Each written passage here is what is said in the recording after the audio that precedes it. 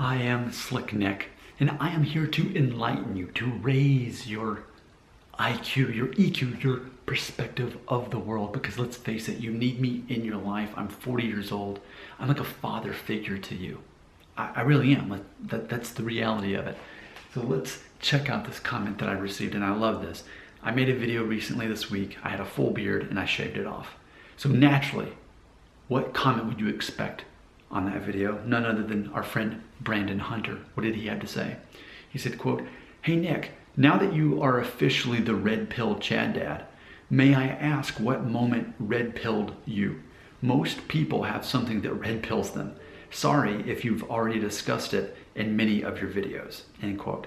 So the funny thing is I haven't really made a video that just explains what caused me to be that way. So I thought about it. I'd say there's three things that caused me to become red pilled, things that red pilled me. Now, you all know that I'm 40 years old, and I'd say the journey really started when I turned 35, my 35th birthday. So let's look at what was going on around that time in my life.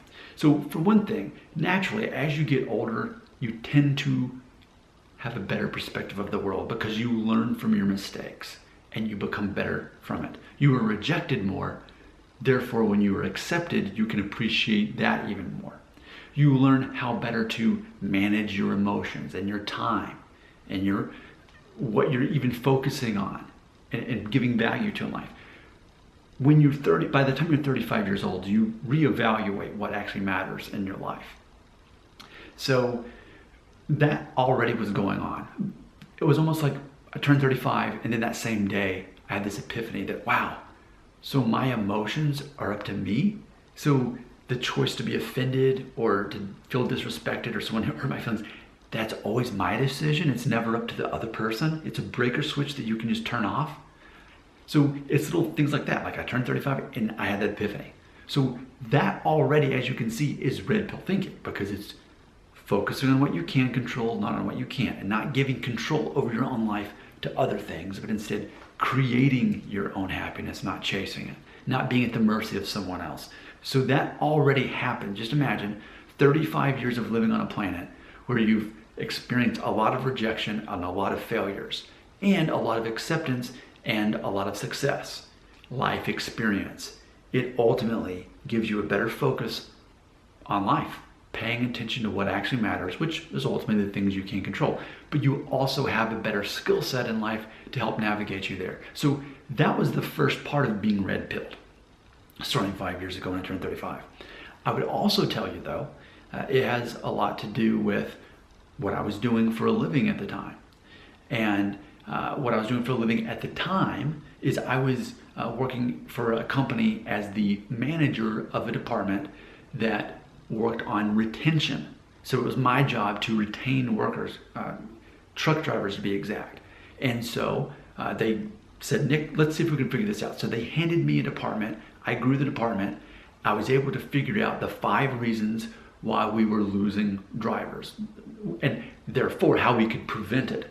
So I started a system where we'd call each driver every month. There was like over 1,000 drivers. We'd call them at least once a month, check in, find out if they were happy. If not, we would remind them of what we taught them the day that they started, the very week that they started orientation. We'd say, hey, here's the 5 things that'll make you successful. If you do these, you shouldn't have any problem making money and being happy.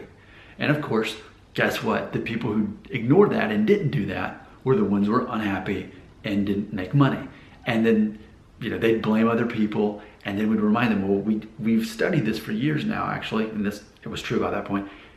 And we went over this with you exactly a month ago and the month before that. So clearly they didn't put value on it. But what that taught me was red pill mentality, ultimately because of victim mentality. I would see the people who refused the help up front, refused to apply it, and that made me think they see themselves as victims. They don't think they can get better for themselves, even though we've been providing that for them the whole time. And that's when I started understanding victim mentality versus a victorious mindset. So doing that for all those years at age 35, and then that coincided with me making these videos because I'm on lunch break. Back in those days, I would take my phone and shoot videos around the business park that I worked in on my lunch break. And if you go see my older videos, that's what you're gonna see, me walking through this tunnel and all this. Those of you who've been following me that long, you'll remember that was nearly 7 years ago, 6.5 years ago that's how I started out as a YouTuber.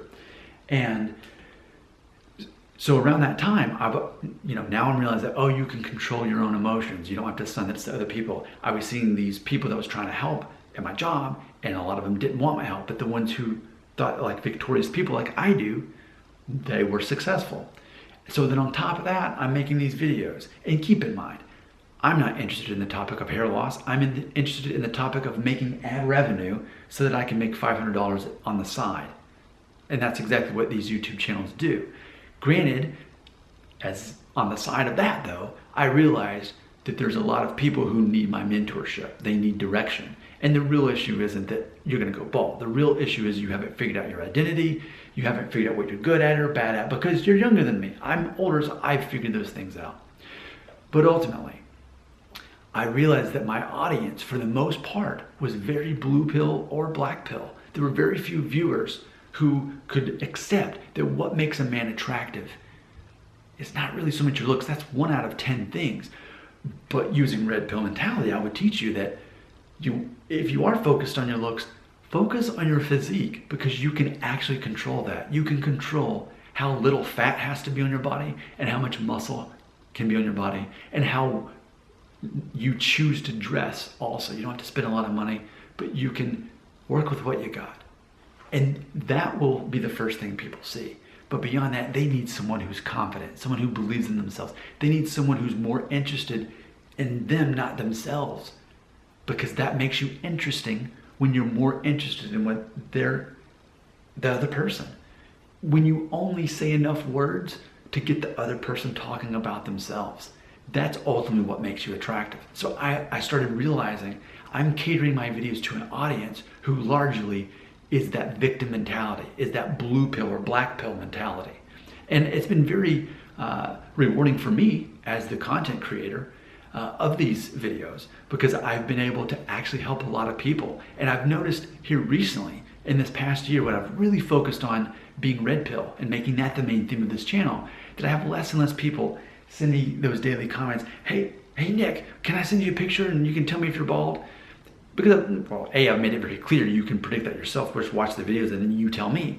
But I'm teaching my viewers to do things themselves instead of putting their happiness up to somebody else. So yeah, those are the 3 things.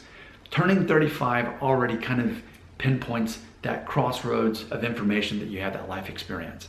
Also, the job that I did, helping people who largely didn't want to help and just wanted to see themselves as victims. And at the same time, becoming a YouTuber and realizing a lot of my viewers were the same way. They were thinking that people liking them was based on how much hair they had, instead of actually being a likable person who's focused more on other people instead of themselves. Thanks for asking that question. It was a very good one. Your comments belong right here.